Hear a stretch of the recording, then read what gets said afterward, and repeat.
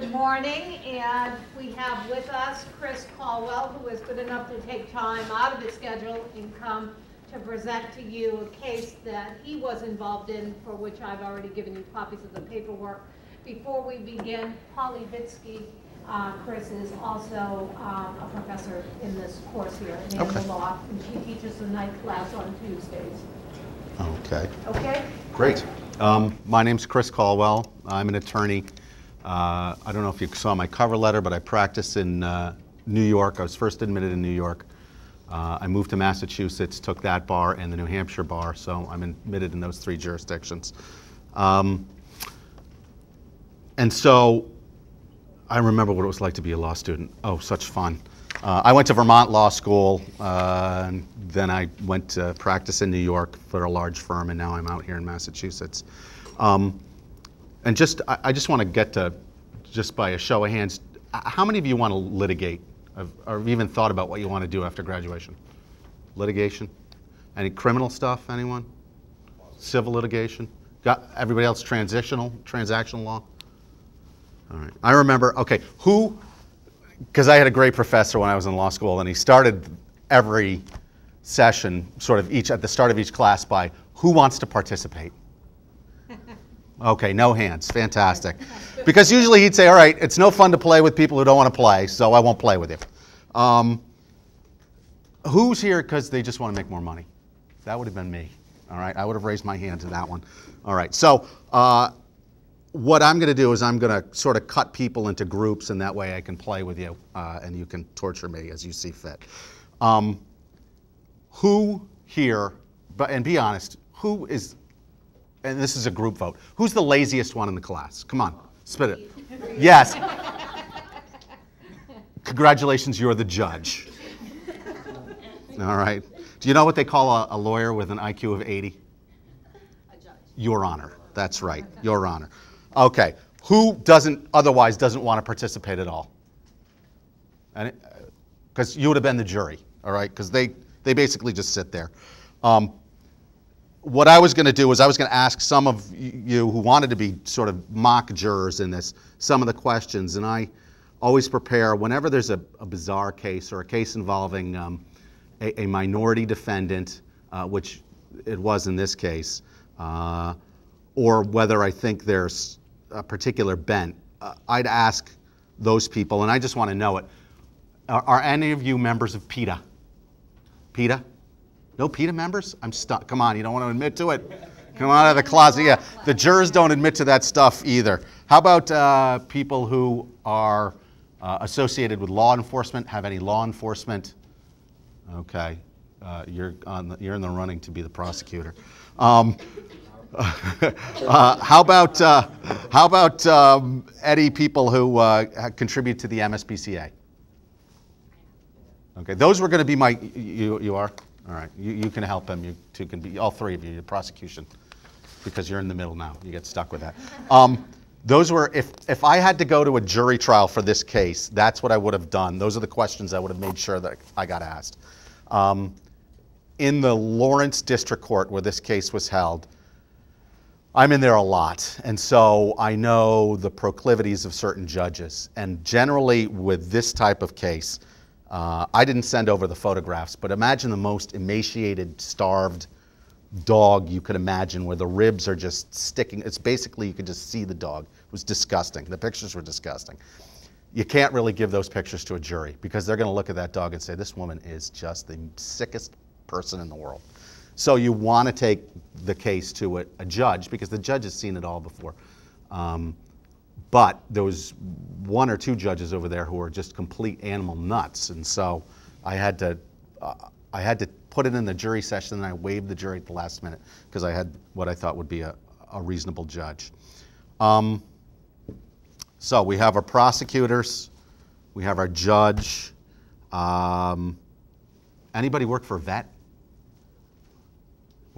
Why are you folks in this class? Is it a gut or something? Is there something I don't know? All right. Do you want to be our prosecution team over here? Or oh, the way a prosecutor's there, right? You want to join me in the defense team? No, good, perfect. I'll run over you. It's the prosecution. I should put you on the prosecution. All right. Did everybody read the facts? So you guys are the prosecution. So what do you think are the best facts for the prosecution? The fact that she didn't feed it? The fact that she didn't take the dog to see anybody because she was embarrassed by the way that it looked. That statement was, in my opinion, also one of the worst things in the case. She did feed the dog. Pork rinds. Initially pork rinds. That's a bad fact. Any other facts? She put it in the basement because it was making a mess of the house. You know, that's actually, they brought that up, but I don't, why is that a bad fact? What's the problem with that? Well, when it said on the facts, like, it looked as though she would check on it maybe every 3 to 4 hours.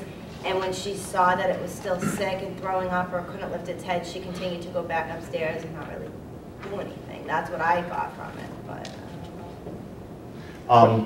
But just putting the dog in another room in the house doesn't that incriminate to me? It's kind of In like Right. a damp, cold That is- basement. Living it in an area where actually the dog couldn't possibly get out by itself, where she obviously had to have somebody pull it apart. Yeah, he was sort of trapped her, he'd scurried under the stairs or something. Okay, well that was at the end, and those are, and they seem to focus on that too, and I didn't understand the prosecution in this case focused on that fact, but that didn't really go anywhere. It didn't mean anything. The fact that, and I'm assuming that for the tape you couldn't hear me, and so the statements were that the dog ultimately died under the staircase, and it is, and I think everybody, at least in this case, I was counting on the judge knowing that one. The most damning fact, and the Commonwealth didn't even play this out, was that this had gone on for weeks.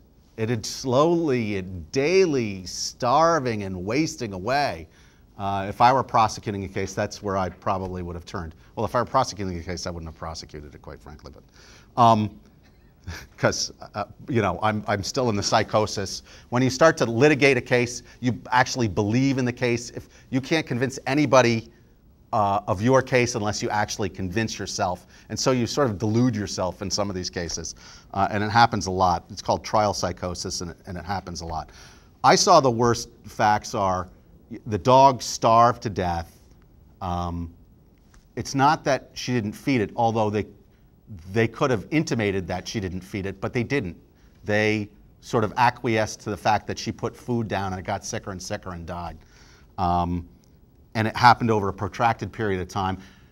The dog wasn't locked in the cage or locked in the basement. What you don't know is that the mother of the defendant ran it like not a daycare, but she did take kids in, and the dog was constantly vomiting and having diarrhea up in the living area, and that's just not sanitary. I don't think, how many of you have pets, by the way? That's what I want. Dogs, cats? Okay, all dog owners, all right. You're off the jury. No, actually, I would have wanted dog owners on the jury. How many of you have had dogs that have died? You know, and you've all seen that, and that's what I was basically planning on for this. So, my defense team, what are our best facts? I'm not going to be the best defense. That's all right.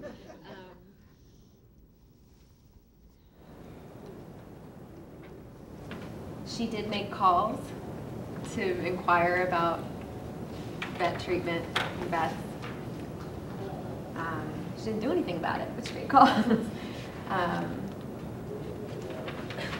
Actually, not true. What isn't in the fact pattern is this woman was completely indigent, right? She didn't have a dime. She hadn't worked for a fairly long period of time. Her mother didn't make, you know, basically she was on SSI and her mother was on SSI.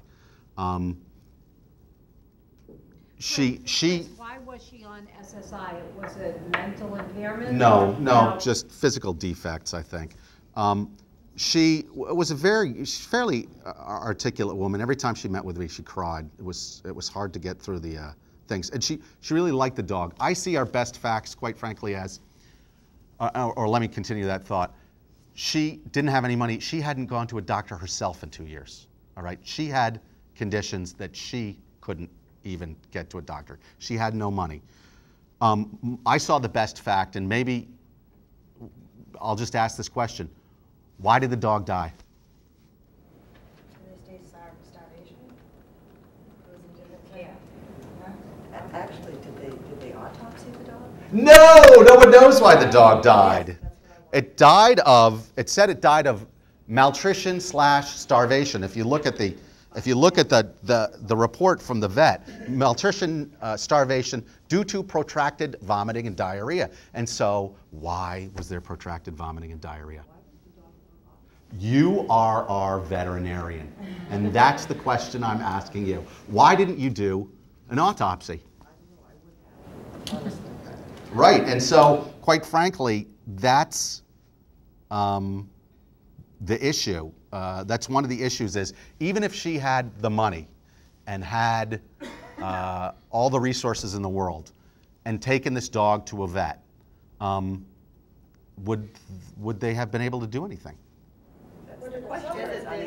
There could be a good chance of it. It's, all right, we'll just jump right into it, and that's it. It's And that's what she was charged with creating a situation where she wasn't charged with the death of the animal, she was charged with cruelty. So the animal wouldn't have suffered, but for the lack of care was the way that I saw the facts. Aren't you making a huge assumption there? A huge assumption, and that is, one, you're assuming she created the earth and the world. I don't know what your religious bent is or your philosophical bent is, but did she create suffering? Did she create life and death? And this is what I looked the judge square in the eye and said, did the animal starve to death? Yes. Did it starve to death because it couldn't process food? Yes. Is it better, is it ethically better to kill the dog so that, in your opinion, it doesn't suffer? Or is it better to let nature take its course? Who is she?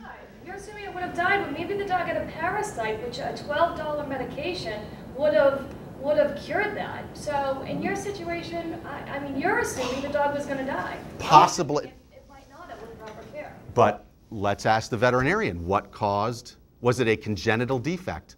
Was it a problem in the digestive tract? Was it a problem with the brain? See, the beautiful part of this, the beautiful part is, nobody knows. This woman took in this dog, and she got it from someone else who couldn't take care of it. And within about 3 or 4 months, the dog got ill. And then for 3 or 4 weeks, it continued to deteriorate till where it died. Now, the best part of our case is, she had another dog. And the other dog was in perfect health.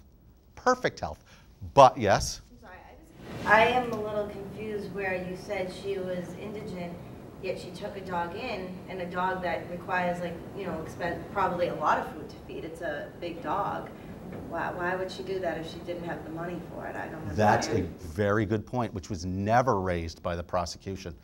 Is if she can afford food, can she afford dog food? The way I flip that around is, she's poor. She can't afford a lot of luxuries. She probably can afford food. She gets, what, $600 a month? Her mother gets something. They pay the rent. They have enough left over for food. Are you saying that people are, if they're so poor, they shouldn't have the company of pets? No, what I'm saying is that she wasn't in a position to take that dog in from somebody else when she couldn't probably provide for it. She can barely provide for herself. She couldn't afford veterinary care, but apparently she could afford kibble and water, which is what she fed it before it got sick. Yeah, but I mean, I think everybody assumes that you own a pet, and it, no matter who you get it from or how old it is, it's gonna require some veterinary care at some point, whether it's a shot, an annual shot, or a rabies shot, which costs money. So I don't know why somebody would take in a dog that you have to know that going into it. I would think that's common knowledge. But then again, somebody could go into it actually having the money and then later not have the money too, so, Yeah, but from the facts, I thought he said that she was completely indigent, had no money, so. But the fact is, can indigent people own animals? And, Can they? Yeah, but do they always anticipate those kinds of costs? But none of it, I think but none of it is violating a city ordinance. It said in the facts that she was supposed to keep them up with their rabies shots, and neither one of them had their shots. I mean, I don't think that you should be able to care for a pet if you're not allowed to abide by the laws that everybody else has to. Yeah, but Well, that's a separate issue, Right. actually, I think, whether the rabies shot was actually administered or not. That's why the shadow fund came into existence, because people sought out help if they couldn't afford to have care for their animals, like the dog that was named Shadow. I have no idea what the shadow Oh, fund I'm is. sorry, I apologize. Denise? A gentleman who lived in this community had a dog who needed some hip surgery and couldn't afford to take care of it himself. So he was going to quit his job and access his 401k to give the dog the surgery it needed. The story got back to Professor Sullivan, who started the Shadow Fund to raise money for the dog's care. The dog had surgery, not completely paid for. The vet donated some of his time, and today the gentleman still has his 401k, still has his job, and his dog is taken care of. And the Shadow Fund here at MSL is to raise money to help people who can't afford to take care of their animals. That's interesting. Just like the prosecutor in this case, prosecution team, got all of these animal cases, and there are a number of them, and some of them are really clear starvation cases or clear abuse cases, and some of them aren't. But this prosecutor would get all of these cases, I am assuming because she just loves animals, and would just prosecute them whether they were meritorious or not. In this particular case, that was a point that was made to me is, well, there are funds for people, but, and if you go to the MSPCA, they'll give you a discount. Well, my experience being a pet owner is, when you look at the yellow pages, there's no quarter page, half page, anything that says discount funds. The shadow fund may exist, but it's for people in the know. It's not for, I would say, how many people out of the population know that fund exists? I would say it's de minimis. It's not advertised. I can't open up the Eagle Tribune and see the shadow fund, free funds for your pet services. There aren't ads like that. I disagree with you. I think that the average person knows that if you can't care for your animal, you drop it off at the MSPCA, and they're not going to charge you, and they're going to take the animal, and then they're going to provide a care. I disagree with what you're saying, that nobody knows that there's something to do with your animal if it's suffering and you can't care for it. I disagree. What I happens think if you that's and your wrong. kid is suffering, can't take care of it? What do you just, you know? It's like, same thing. So what if you have a kid, you can't take care of it? What happens? DSS. Well, that's, You know, I see, mean, that's a it's- little different though. Well, And, it's and that's a common, and I gotta tell you, that is a common tactic that the Commonwealth will use. They'll use this is a helpless baby. But it's not. It's not, it's an animal, all right? And when you, because, and that gets sort of down to the bitter end of this. But hold that point, I wanna get back to it. From my point of view, the positive things in this case were she did contact vets, and the vet said give it Pedialyte and give it, and not in the facts, but what came out during trial was give it rice, because the rice, like the brat diet, will stop the vomiting.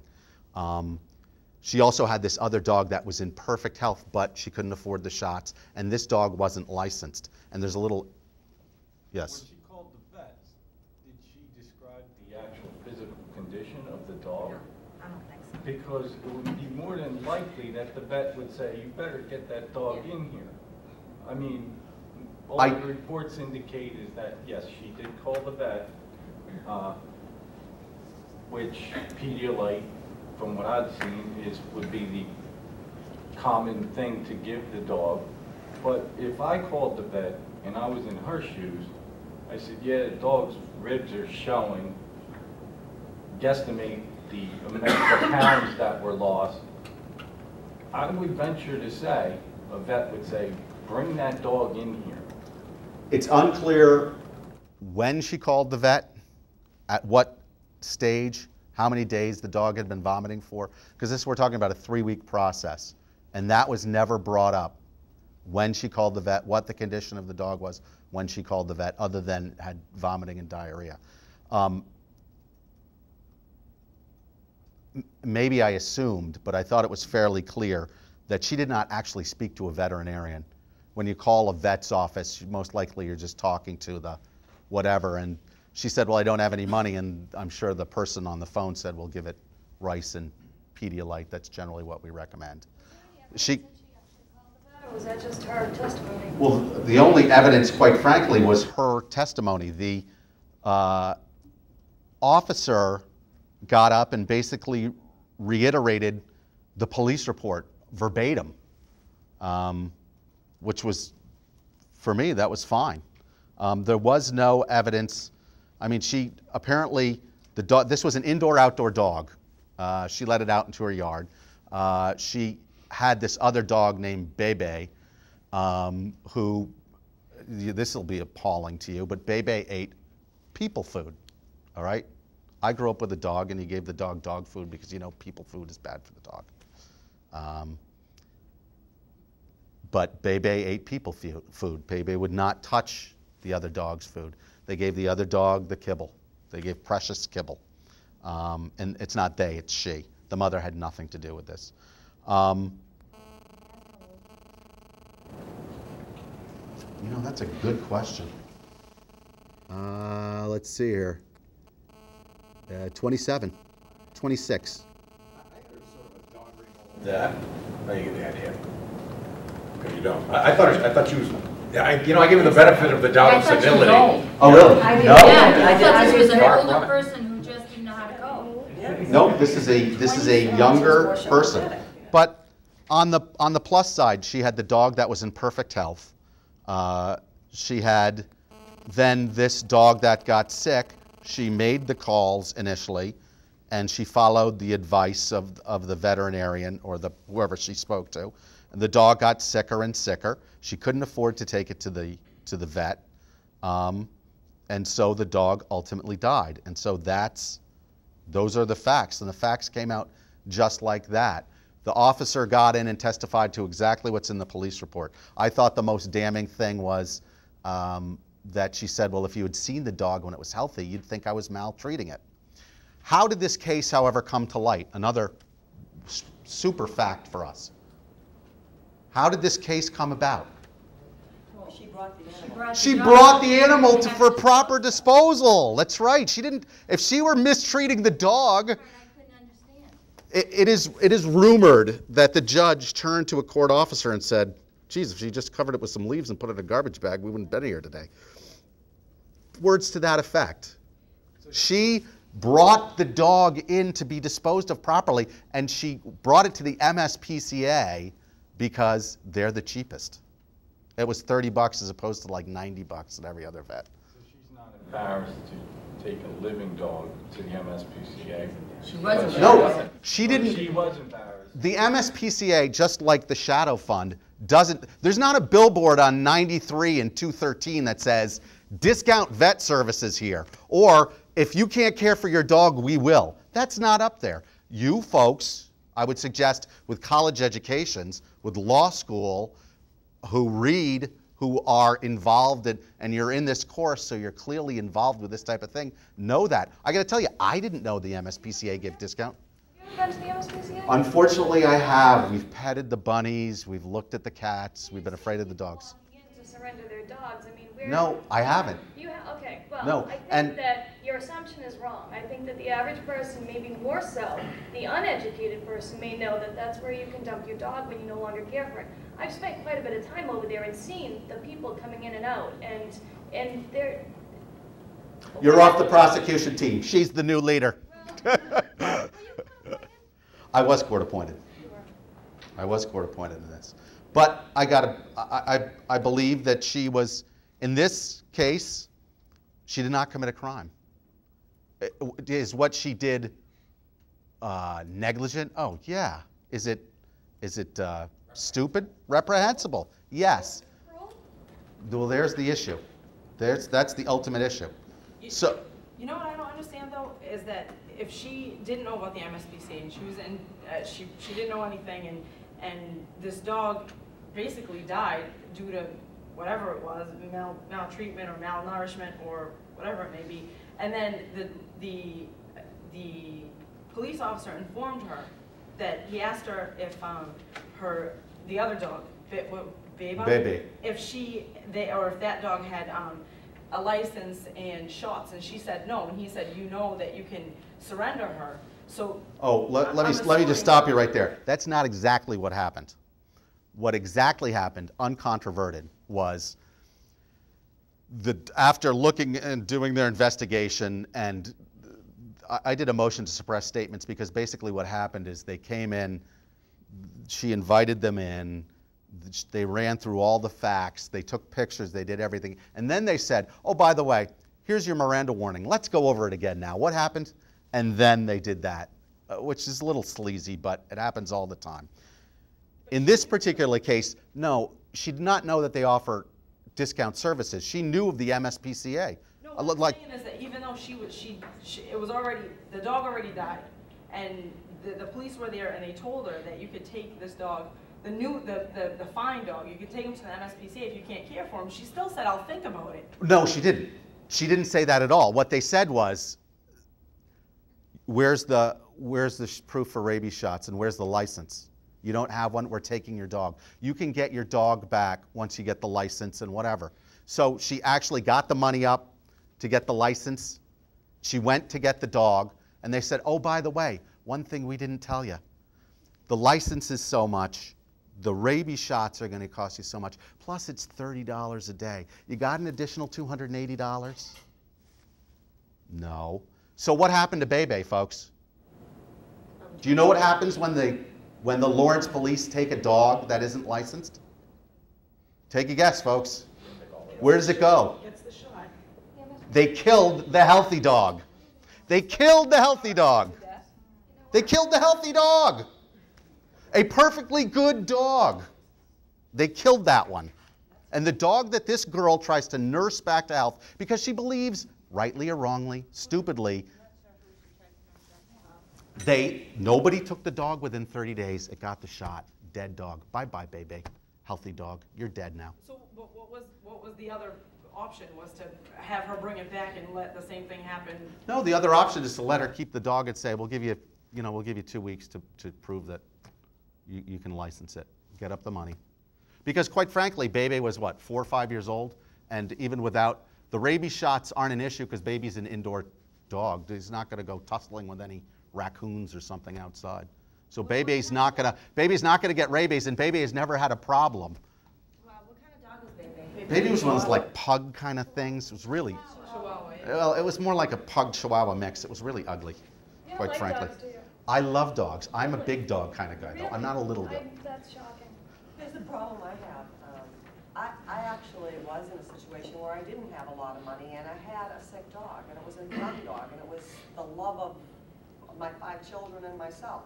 And when the dog got sick, and I didn't know what was wrong with it, and it ended up having diabetes, and I didn't have the money, I literally begged the veterinarian, what can I do to pay the cost of this? I painted his offices, I plastered them, whatever necessary for my dog to get the care. This woman didn't even take the dog to a vet. No, because she didn't have the $300. When they call around and say, I need to bring my dog to a vet, most vets will say, all right, the initial fee is, I was going to introduce something from Bulger's Animal Hospital, and I didn't bring it because I thought it was kind of funny. It's like $75 just for the consultation to walk in the door, which she didn't have. For emergency.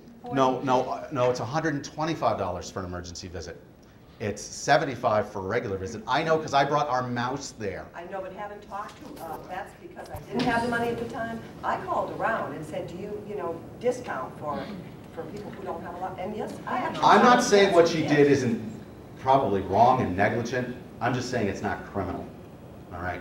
And we'll get into the actual application of the law. What I think you folks really, and you sort of know in the back of your mind, but you really aren't focusing on, at least in the criminal cases, it's beyond a reasonable doubt. It's not more likely than not. It's not even clear and convincing. It's not even really strong proof. It is like the scale goes like that, beyond a doubt. All right? And in this case, if you look at both of the charges, the Commonwealth couldn't make its proof. Ultimately, case 1 got a required finding at the close of the Commonwealth's case, and the second count was a not guilty at the close of all the evidence. The what was I lost my train of thought here. Yeah, would I have brought my dog there? Yes. My train of thought was I had a mouse. My daughter has mice. We have 3 mice. I love pets. My oldest daughter is a rabbit, very surly rabbit. It's a dwarf rabbit. We have a cat that's 19 years old that we give medicine to daily, and we had 3 mice. And one of the mice started having respiratory problems, which is not uncommon for mice. And it was breathing really rapidly and shallowly. This is a mouse, quite frankly, that cost $1.50, all right, maybe $2. It's a feeder mouse. It's basically snake food, okay? It's snake food. But we brought the mouse to the vet, $75, another $50 to put it to sleep because it was suffering. So $120, $25 later, I have a box with a mouse in it that we kept in our freezer until the thaw, and then we dug a grave and buried the mouse. So it's not that I'm completely insensitive. It's that I believe people shouldn't be charged criminally for stupid things that they do. And there's a saying in the law that we don't punish mistakes. We punish intentional crimes, generally. Well, we're going to get there, I swear. So for the first count, the evidence came in that way, basically, and I cross-examined the vet.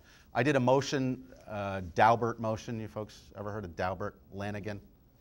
What is Daubert and Lanigan? Lanigan, I'm not familiar with. Daubert is what expert testimony can be addressed with scientific proof? Right. It's basically, it's a case law, and Lanigan's the Massachusetts case, which basically makes the judge the gatekeeper. And it used to be what they called the Fry standard. That was the name of the case, and now it's the Daubert-Lanigan standard. And it's basically, is this evidence that the Commonwealth wants to introduce, or any party wants to introduce, is it reliable?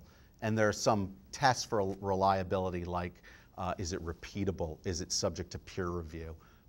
Is it commonly allowed in criminal cases? And that is the judge's call. He's the gatekeeper.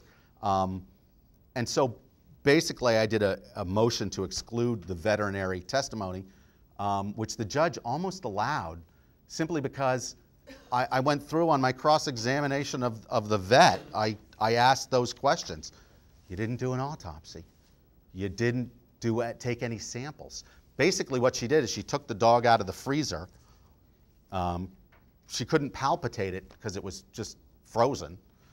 She looked at it and said, this dog is like 20 to 27 pounds lighter than it should be.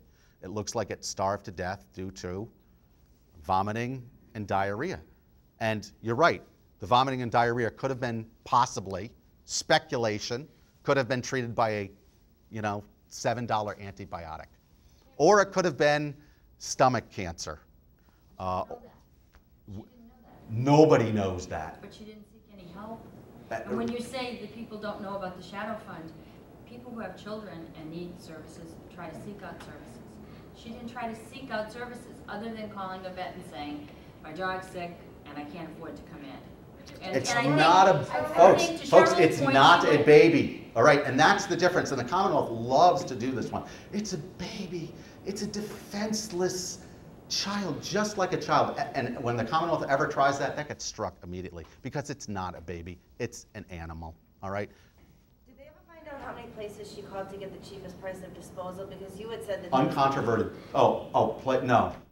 She just called one place and it was the cheapest? Then No, she must have called 2 or 3, so but we never... She did her homework, though, with that, but she didn't do her homework. No, because she called 3 vets as well when she... But not for prices, I didn't see it. No, not for prices, and that, that's a great question. And I got to tell you, the prosecution was not its sharpest in this case. Do you think the fact that she called around at all is in a way more damning? For what? To dispose of the body, or to find out what to do? I would say both. It indicates some level of knowledge, some clue, and some effort. Well, some mindfulness of the situation, and then back it away. No, I would say no. I think it shows, in fact, what the Commonwealth needs to show is that she willfully and intentionally did one of the enumerated things. And so if you look at the complaint, nobody could really say, did she overdrive it? No, overload, drive when overloaded. Does anybody know the history of the statute? Pertaining to horses, right? Well, it pertained to horses, exactly. They'd be driven until they just dropped in the street. And this statute, I did a motion to report the question because I framed it in a particular way. It's from the 1800s, you know. Right. So those things don't even come in, and they didn't say. What we have here is, did she deprive this of necessary sustenance? Now, the evidence was uncontroverted that when the dog started to get sick, she called around, she heard, give it rice, she gave it rice, uncontroverted. Give it Pedialyte to keep it hydrated. Now, she testified on direct examination that she heard give it Pedialyte or Dimetap. All right? Yeah, that's what I did too. I gave it that face. Dimetap? Does it have a nasty cold or something? No. She was clearly confused. It was Pedialyte, and then when she went to the pharmacy, they said give it Gatorade because the dogs like the salt. You know, if you mix it, cut it right. So she did that. It was also uncontroverted that when it started to get sicker and sicker, one, she believed that the dog would recover because she thought it was a short-term thing, and two, that she blended the rice, cooked liver, blended the liver, and fed it with a syringe. And also, whenever she was around, which would be, and it wasn't clear how often she'd go and say hello to the dog, and the Commonwealth probably should have harped on that one more. The dog would get up, smile, wag its tail, come, drink some water, and then lie back down. With regard to the basement thing, that kind of took me by surprise. I think most people, and this is possibly wrong, but at least the judge, and I actually got the vet to testify to this one, that dogs like to, when they're dying, they like to be protected, like giving birth and dying, they like to get in a closed space. And the pictures you couldn't see, the dog got under the stairs by going through this thing that's like this tall, and then it crawled underneath the stairs. The Commonwealth seemed to make a big deal of it, but the basement wasn't cold. I don't know who said the cold basement before. The basement wasn't cold, and it wasn't dirty, and she cleaned it, and the cage, this was a crate animal. Anybody have crate dogs? No? You know, there's some philosophy that when you raise a dog in a crate, and I got this out of the vet too, they feel more comfortable in the crate, they like to be in the crate. There was a picture showing some feces in the crate, but it wasn't, you guys dropped the ball, did a very poor job. You didn't find out how long it was in there for, because if she made the dog stay in its own excrement, then that might be cruel. So you outlawyered the other side of this case, it sounds as if No. As a little aside, the issue is deprived of necessary sustenance, all right? It's clearly she didn't cruelly beat, maim, kill. She didn't cause or procure anyone to do anything. So did she deprive it of necessary sustenance? The animal is being given it, okay? Obviously she put it down, but if it's not eating it, then it's being deprived of sustenance. I mean, because that's common sense. Well, what should she have given it? Who's our vet? Who did I name as our vet? Okay, so what should she have given it? You didn't testify to that. She needed to go to an authority and say, the dog will not take food or water. What do I do? Where does that say that in the statute? It doesn't. But yes, that's in there. You go. You are depriving it if it's not actually taking it. No, but I don't think that's true. I mean, that's not withholding. Where's the deprive of necessary? Well, the issue that I saw and the way I go ahead. No, go ahead, finish. Well, the issue that I saw and the way I framed it, if you read my motion to report this, is what the hell does sustenance mean in 1888? Do you think that the legislature in 1888, where they had dogs, you think the dogs came inside and were pampered little lap doggies that went to the, and got cut at Petco? You think that happened in 1888? Or were these working animals that lived outside in the barn that had to kill rats to survive? What is sustenance in 1888? Do you think it means getting the best veterinary care? I don't think so. I think she was a little bit smarter than you maybe gave her credit for, because in the police report, when I was reading it, I was pretty appalled at the fact that the cop apparently had asked her if she knew about the MSPCA, and she said she had thought about calling them, but quote unquote, she didn't because the dog looked so bad. And she would, they would think that she was being cruel to them. So she had some knowledge that what she was doing was wrong. They call that, and there's an instruction for it, it's called consciousness of guilt. All right? And there's an actual instruction that says, if you take these things that she does to be, in essence, her knowledge, you can infer certain things to be consciousness of guilt. But, defense team, what's the exact reply to that? That you need proof beyond a reasonable doubt. No. What did she do? How did this case come about? She brought the dog to the MSPCA. But if she said, if she thought, I've killed this dog, how should I get caught now? No, she didn't think she did anything wrong. She brought the dog to the MSPCA. Oh, let me interrupt here. Who, do you folks know who polices the cruelty to animal statute? Dog officers. Who? Dog officers. And who else? The MSPCA. Who pays the salaries of the officers? Yes, the MSPCA. So unless they're scaring up more and more crimes, they don't get the funding to prosecute the crimes. It's kind of a catch-22. Seriously. Well, you throw it out there. Killed the perfectly good dog. I mean, I find They did kill the perfectly good. They did kill the perfectly good dog. That is a fact.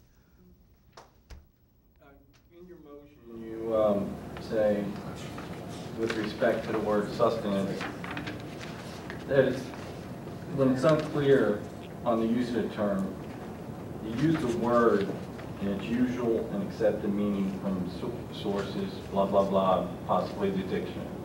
A couple questions. Did the judge pick up a dictionary?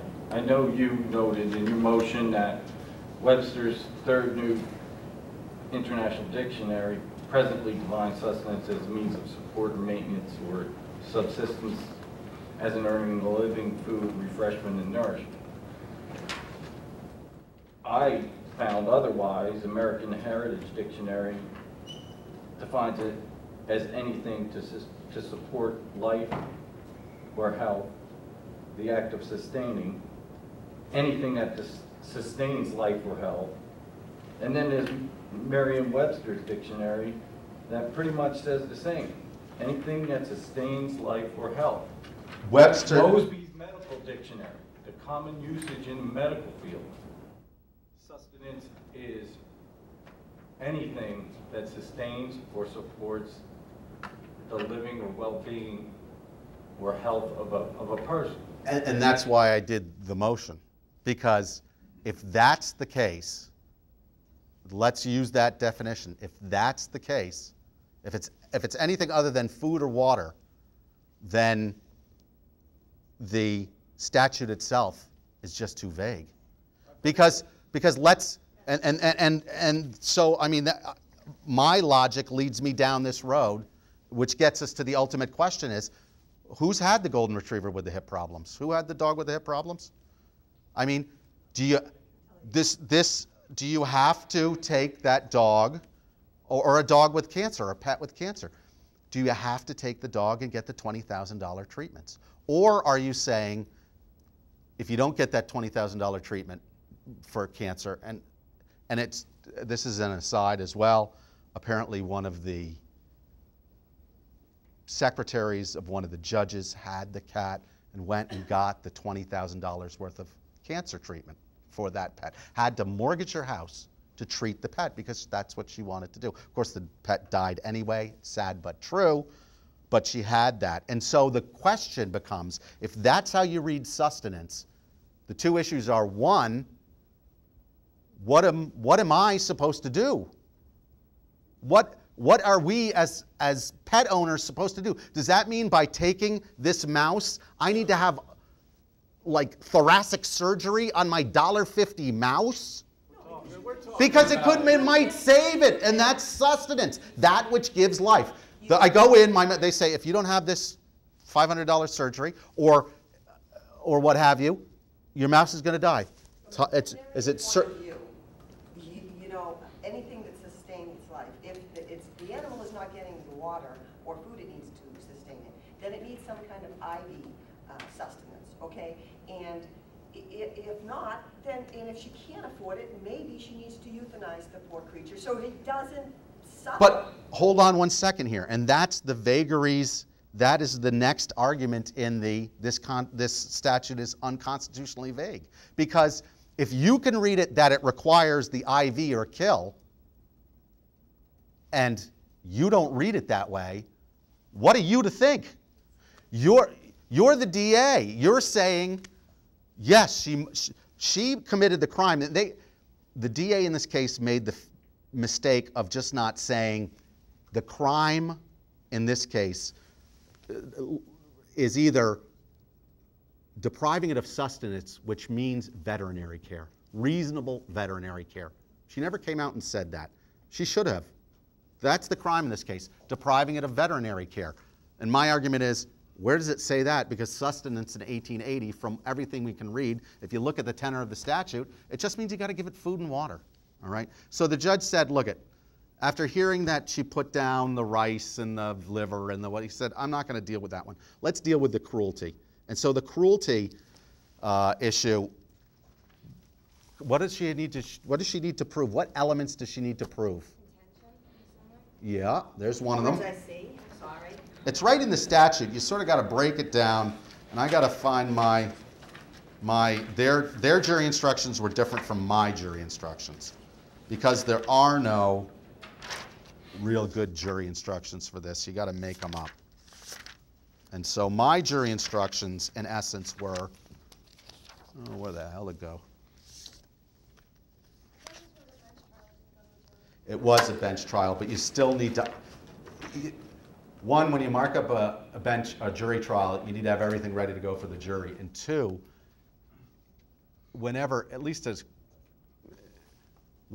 you do anything in terms of litigation, I've been trained to, before I even write a complaint, even if like it's a simple car accident where I know what the elements, and say in New Hampshire where you have to write them out, where you list what the duty and all the duties are, the breach, the cause and fact, the proximate cause and damages have to be listed in the complaint.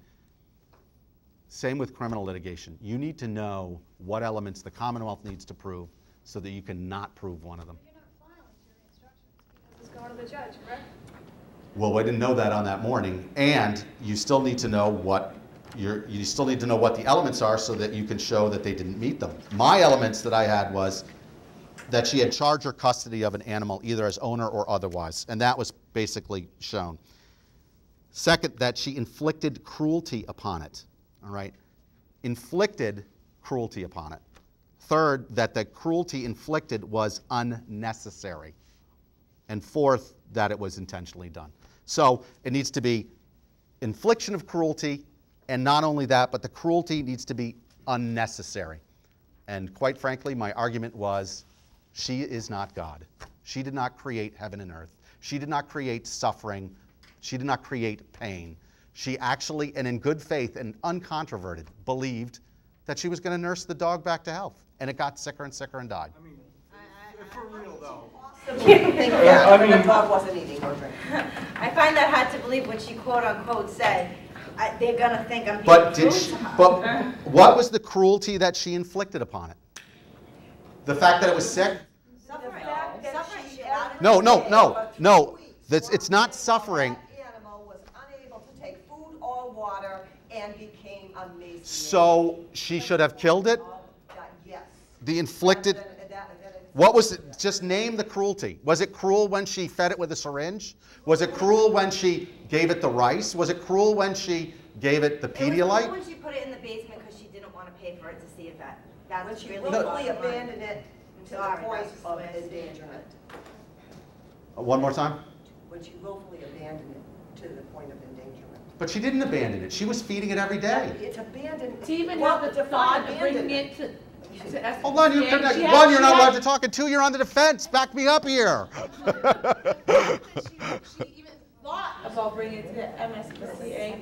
She thought of it, and then she's like, no, because she had the thought in the back of her mind. That's cool. That's cool, because she had the thought that she knew she should bring it, but you know what? Maybe I shouldn't because they're going to think I did. Well, you know what? You're being cruel, not bringing it by there to give it its its needs and its. But she what knew is it- the for her to have cruelty? that- I mean, hold on. say the specific thing. That's cool. For her to have the thought and Let me cut you off. Okay. Because that, I got to tell you, the Commonwealth could not just say it's cruel to let the dog starve to death. It's cruel.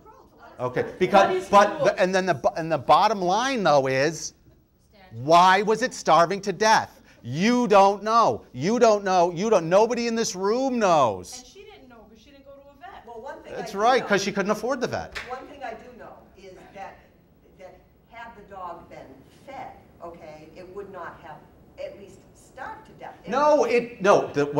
What you testified to under oath was the dog simply, for some reason that you don't know, could not absorb the food. There was no absorption. She could not say that the dog wasn't fed. She could not say that the dog wasn't fed good dog food. She listened to the rice and liver thing and kind of nodded. As an aside, I'm going to skip that one. Can I say something though? Yep. Necessary sustenance is that which sustains life. If your dog is emaciated and losing weight, it's not getting the sustenance necessary to sustain life. But you're So- assuming that there is sustenance that this dog could absorb. And you're basing it on God knows what, because she didn't testify to that. You don't know if this has extreme colon cancer, so that it simply can't absorb. You don't know if it's got a brain tumor, so that its thing isn't. You have no idea. You don't know if it has cancer. You don't know what caused this dog not to be able to digest. No one knows that. Okay, but Autopsy not done on this dog. Why didn't you do an autopsy? putting all. I have no freaking idea. I'm just Well, you know stunned. something?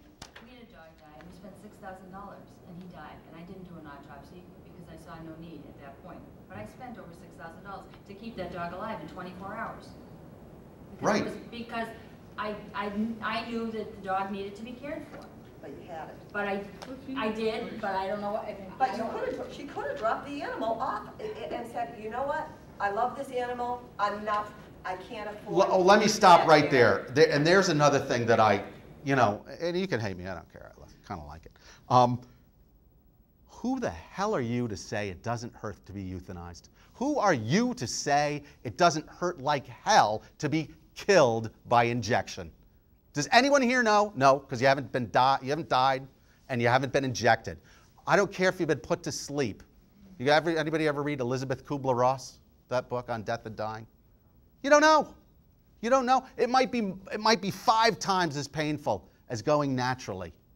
And here's what really pissed me off about this thing. What you are in essence saying is this: if the dog is in such bad condition that it should be put to sleep because it's suffering, because it can't absorb food, if it's in that bad condition, then we should put it to sleep. And that's certainly one way to read the statute. The other way to read the statute is, no, you do what you can, you pray to God that the thing is going to get better, and if it doesn't, you let God be God. And if you can't tell me exactly what that statute says one way or another, then you got a problem with the statute, because the statute is unconstitutional. It is vague. Let me ask something. Should the prosecution have pursued sustenance more? Because, I mean, just looking up online dictionaries, it really is broader than just I don't, water. well... I mean, just say you were them. That's why I wrote this, because I didn't know. Quite frankly, I would have said, yes, sustenance is... If I were the prosecution, I would have gone after this completely differently. I would have said, sustenance means reasonable veterinary care. She didn't even take it to a vet. And the reason she didn't take it to a vet is because it didn't. Now, let's bring out your baby. Roll your baby out. Because there is no law that I'm aware of that says you got to bring a baby to a doctor. What? Child endangerment? Excuse me? That's afterwards. There's not, I don't know how many lawsuits have there been there for the parents, like, there haven't been any negligent actions from the parents. But that's No. no. What I'm If you feel right to provide reasonable medical care for your child unless you have a religious They take them away objection. from Even with the religious. Even with the But that's not, religious. see, that's in the nature of a civil proceeding, not a No. crime. That's a 51A is not a criminal proceeding. It is not a criminal proceeding. It is not in the nature of a crime. Okay, it is a civil forfeiture. Two crackhead parents just let their baby waste away. Surely there's some criminal element. Oh, yes. Yeah, that's Yes, exactly and what that would be like a murder or manslaughter. But that's a pretty easy statute to define. The cruelty. The little baby has some kind of cancer that they do nothing, diagnosed to do nothing about, or guess at, do nothing about. Still not a crime? There you go. Let's have at it. Well, I don't know. Just ask. I don't know either. I don't know. And that's the whole thing. Say, okay, here, I'll be the Christian Science. I am the Christian Scientist. And my daughter has cancer. And I choose to do nothing, or which I define as prayer, actually. It's a prayer. Do you have any children? I'm curious. No. She has none. If you were the prosecution, would you have brought up the fact that, like, obviously to get SSI, you don't just get it. You have to go through a lot of things to apply for it. Can't touch that. Why? Because she's not totally indigent. No. Because that's prejudicial and it's unreasonable. What you can go after is, when did you work? What do you do? How guess what this lady's level of education was? Probably less than high school. College. Oh, stop. College. What evidence did I you didn't get bring that up, but the prosecution didn't ask either. What evidence did you get excluded? Let's see here. What did I get excluded? Nothing. Absolutely nothing. So you filed motions to exclude and you lost. I excluded most of the pictures of the dog. But it didn't matter to me that nothing's excluded for... You said there were statements that you Oh. sought to exclude. What about those? Sometimes you bring a motion to suppress, and sometimes you bring a motion to suppress to commit. Well, what did you get suppressed or excluded? At the end of the motion to suppress, I withdrew the motion to suppress because I just wanted the police officer to commit to one story, the story that was in the police report.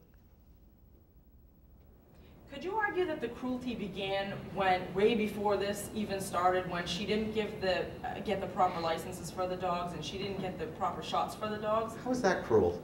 How is not paying a fee to the Commonwealth cruel? Because they still don't have the shots that they're supposed to get Yeah, to but there's- avoid any diseases that they might. I guess you could, but that's one, and another way to build. The way in litigation, quite frankly, the reason you have depositions in a civil thing and interrogatories and discovery is to get them to commit. It's not, you're not getting the smoking gun, you're building the walls. You're making it so there's no way out. You're defining them into an area. That's what the bill of particulars was for, to define them into the area. That's what the motion was for. Define, I want to know exactly what my client said to you. Nothing, because if you don't do that, then up on the stand, the cop will say, and then she said that she knew the dog was deathly ill, but she just didn't really love it. That she treats her small dog better and her big dog, because it was somebody else, she didn't care. Are you saying she couldn't be trusted? She was under oath and she couldn't be trusted to testify under oath? Or are you just... That is exactly what I'm saying. That is exactly what I'm saying. I'm saying, do you think police officers, when they put on a badge, somehow lose their motivations, somehow become less human, become more honest, become more diligent, become more or less biased? Do you think police officers don't lie? Do you think that putting on that uniform makes them more trustworthy? It doesn't. The ends justify the means. And it happens more with authorities in higher positions, believe it or not. The state police, quite frankly. A jury would have believed that officer over your client's ridiculous story about she called 3 vets and they told her to give her... No, they wouldn't, because the officer testified to that. The officer testified to what? That she called, that she, affidavits from the vets that she called, was there any evidence? You don't... Can you just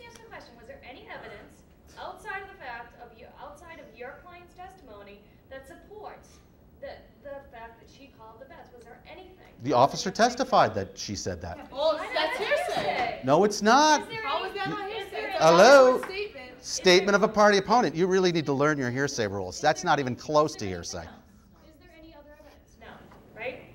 Is there any independent? No. As a matter of fact, I followed up on it. She couldn't remember the name of the vet. I went to the pharmacy. None of the three that she called she couldn't remember? No, I went to the pharmacy and I spoke to the lady that she spoke to.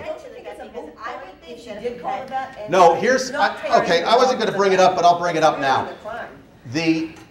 I have it on authority that when she testified that the vet told her to give it rice, that the judge believed her because the judge had had a sick dog, and that's what the vet told the judge to do. Hamburger and rice. It's not rice. It's hamburger and rice because there's no protein in just rice. There's no competent vet or vet tech would say I'm that. only telling you what I hear through the grapevine. Well, she gave a pureed liver too, so there's the protein. But the fact is, it's a kind of moot, don't you think? Because calling the vet wasn't what this dog needed. What it needed was, here's a dog, whether it's taking it in or not, it's going out the other end, he's becoming emaciated, he obviously needs more than that to sustain him. If this were a civil case and I represented the rights of the dog, I'd agree with you 100%. Did she make a mistake? Was it a stupid, careless, cruel thing to do on a civil level? Yes. Does it rise to the level of a crime where she should go to jail for 2 years? A year and a year? No. Well, especially when the dog is sick and they don't know. The dog's, imagine the most emaciated dog. Yeah, sorry, keep your arm up in the air. First of all, I take exception to your perception of police officers. I take stereotyping. No, I'm not saying police officers are dishonest. What I'm saying is they are just as honest as everyone else. They are subject to the same forces, same desires, same motivations, same biases as everyone else. But I would add this to tweak your nose. They deal with scum all day long, and it affects their perception. They deal with the worst of the worst, and because they deal with the worst of the worst, they become jaded. Just like I've seen things, and let me tell you folks, this nice classroom with the people who are passionate and intelligent is, you know, you're like the 1% of America right here. I've seen things that would it's mind-boggling, the abuses and the just stupidity. People who walk into that courtroom on general must have a 90 IQ, an IQ of 90 on average as a defendant. Because if they were smarter, they wouldn't get caught, quite frankly. They're dumb, they're abusive, they're ignorant. And as soon as you get your head around that one, I grew up very privileged, obviously, affluent, wealthy, educated.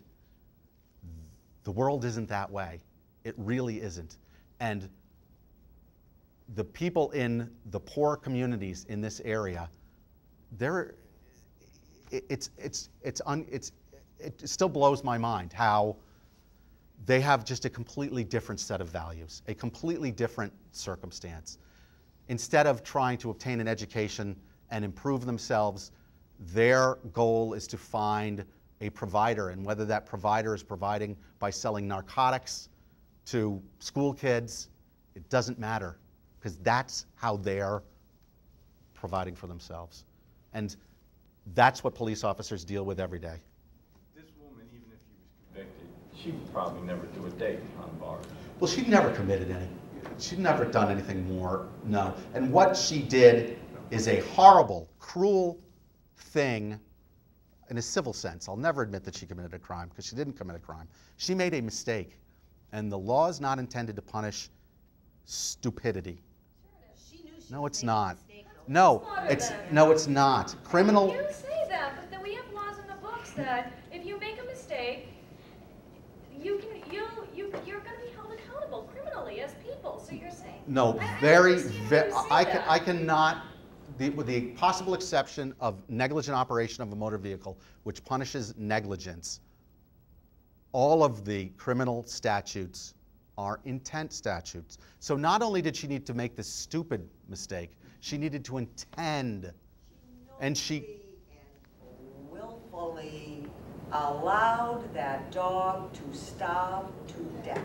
No, because we don't know why intent. The dog died. We don't. That is and for true. this it's an unfortunate exercise, thing that no autopsy was done. It is unfortunate because it's beyond a reasonable doubt. There's no doubt that you can't prove that the dog might have been poisoned. And no matter what was done, whether it be vet care or not, it might have died anyway. The unfortunate thing is that the autopsy wasn't done. that was a big problem with their case. The other big problem was the Commonwealth really didn't focus on what its theory of the case is. Once you know what you need to prove or disprove, then you need to say, all right, what is my theory of the case? And the Commonwealth just didn't bring it together. Part of the problem is that space in between active cruelty and to countenance or not endure, because you're not the dog, but to witness suffering. It seems to me.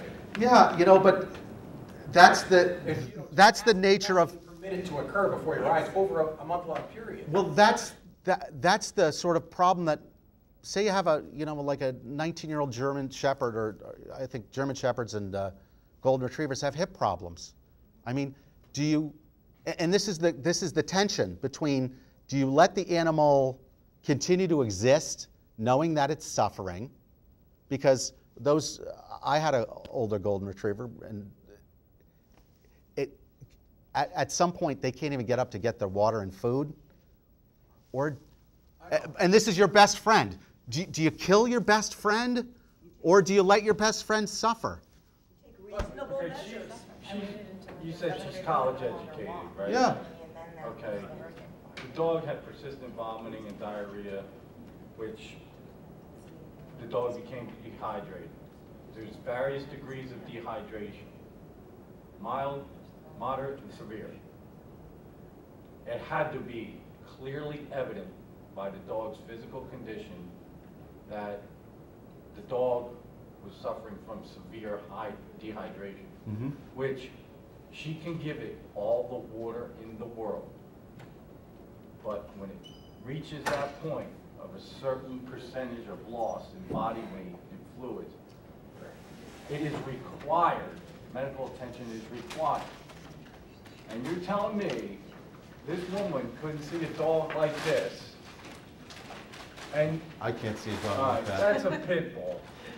An emaciated, malnourished, dehydrated pit bull. You're telling me that college-educated woman couldn't say,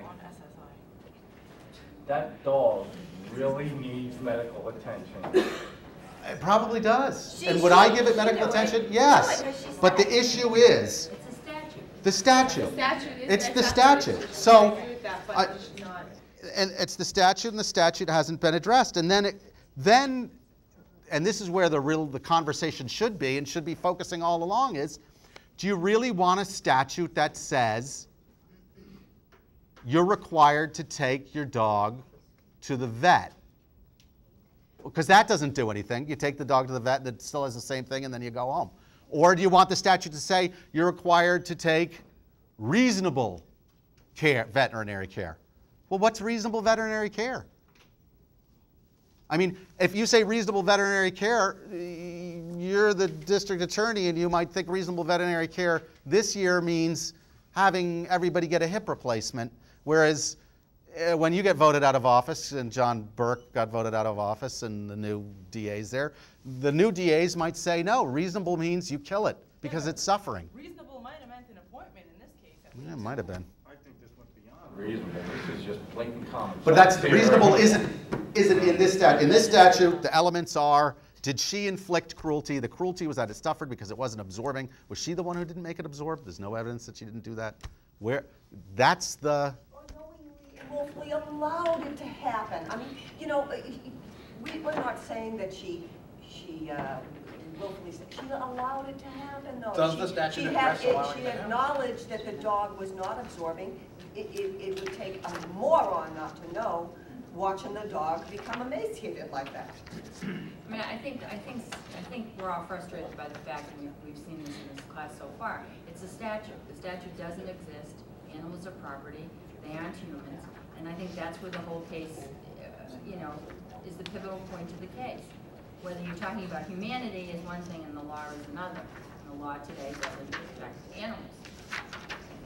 And if the statute's bad, would the judge go to outside authorities? The statute. The judge can. The statute. The judge can, and you look at the legislative history, and there is none. And the statute didn't think that it was vague. That the way he interpreted it was food and water. Because I mean, like Maine, It doesn't mean medicine. Maine, New Jersey, New York, all incorporate veterinary care into the term sustenance. Gosh, I just read the New York statute, and I thought I brought it with me, but I guess I don't have it. And I was just looking at the New York statute, and I thought New York was interesting because they distinguish, arbitrarily in my mind, the companion animal from all other animals. So somehow dogs, cats, and other animals that you live with get special treatment. And then if you read the actual statute, it's in agricultural section 353, it's almost identical. A person who overdrives, overloads, tortures, cruelly beats, or unjustifiably injures, maims, mutilates, kills any animal, wild or tame, belonging to himself and another, or deprives any animal of necessary sustenance, food or drink, or neglects or refuses to furnish it, yada, yada, yada. So it's really on that count, it's almost identical, and they don't, I didn't see the definition of sustenance. The only definition... Maybe it wasn't New York, but yeah. it means deprives any animal that person owns or possesses of necessary sustenance, necessary medical attention, proper shelter, protection from the weather, or humanely clean conditions, and then it goes on. But New Jersey's is almost identical. But say this were Maine. How do you know it's necessary when you don't know what caused the death? Because quite frankly, physical appearance alone. No, but necessary. Let's say the dog has cancer. Do you read that statute requiring the dog to get cancer chemotherapy? I don't think that's the plight. I don't think that's what they're arguing. They're arguing the fact that the dog, for a long time, didn't get sustenance, did not get food, did not get water.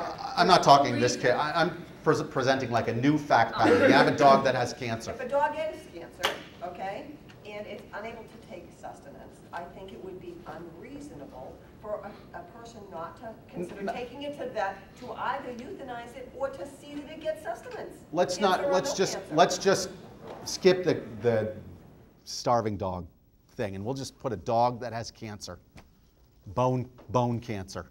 All right? You take the dog to the vet. The vet says he's going to die in 6 months unless he gets chemotherapy. Do you read that statute as requiring chemotherapy to the tune of who's worked for the vet? Because it runs like in the tens to 20,000. The scenario you're given, if I was in that person's shoes, I would explore options. Do you provide maybe medicine to alleviate the pain during the course of the next 6 months? I think there would be like a reasonable owner would make an inquiry with the vet, with the dog with cancer, as to make the dog comfortable. Does the vet recommend euthanization? The woman here in this, the real scenario, there's nothing. She made no inquiry whatsoever.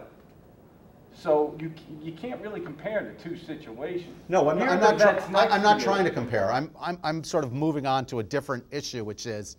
He's just trying to show what if there was compulsory veterinary. Right. Let's just explore that one. Say that use that statute. You got a dog with cancer. You learn your dog has cancer. Oh, and let me just back up 1 second. Who thinks it's perfectly okay to euthanize the dog? Any dog. At some point. As opposed to letting it Who suffer. thinks it's okay to pull a As plug opposed on to somebody? letting it suffer. It's the same people pulling a plug. You have to make a decision. That's My the mother, whole point of God it. forbid. That's the whole No, point. so the whole point is. You have to it's make a an decision. anti-cruelty. Should I have a Oh. lemon vegetable? Judge, control these people. And hold on, before we end, what's your name? Efreet No, Gunner Jr. no, what's your name? Nick. Say something. Got anything to say? I should have made you the judge. I'm open on both sides. I'm actually leaning towards the whole let nature take its course. If you're providing food and the dog can't take it, that's the will of a greater being, and you shouldn't be forced to have to find someone who's going to make that dog take food, because even a person on a deathbed on a respirator and you pull the plug, nature's taking its course. No, you're taking the course. Yeah, but how about you, No, back to no. a child, and the child is What? sick, and You all put your needs dog is to this. No, but a sleep or you're person not? Are you wasn't- waiting for your parents to die or But not? a person wasn't meant to be on a respirator. All right, what's your name? Lance, And why are you shaking your head? I couldn't agree with your side of this story anymore. I mean, if you can't define substance now, how are you going to look to what it meant in 1870? It's vague for voidness, the statute. They know it's not a crime. From a criminal point of view, and this is where you really just got to. No, whenever I walk into court, I have to divorce myself from myself, because whether I think that this child rapist is the worst piece of scum in the world, or whether I think that, selling a little reefer on the street is no big deal, or, whether you got 6 OUI arrests, you're still a decent human being. You need to sort of keep in mind, we're not talking about civil litigation. We're talking about the full scale, thunk the scale one way or another. And if you're going to be an attorney who's representing people, you don't make money by representing the people. People come to you with problems. You solve their problems all day long. You're going to be dealing with people who are unsavory. Unless you're doing adoption law all day long with happy parents, other than that, you're dealing with problems, and you're dealing with people who are morally reprehensible, at least if you're doing criminal law. And quite frankly, if you're doing civil law, they're just as bad. So the ethics thing and the morals thing collide on a daily basis. And you just got to be able to look yourself in the mirror at the end of the day. Thank you for taking the time out of your day to do this. You're welcome. Very appreciative. Thank you. All right, help yourselves to some pizza and soda. You're disgusted, aren't you?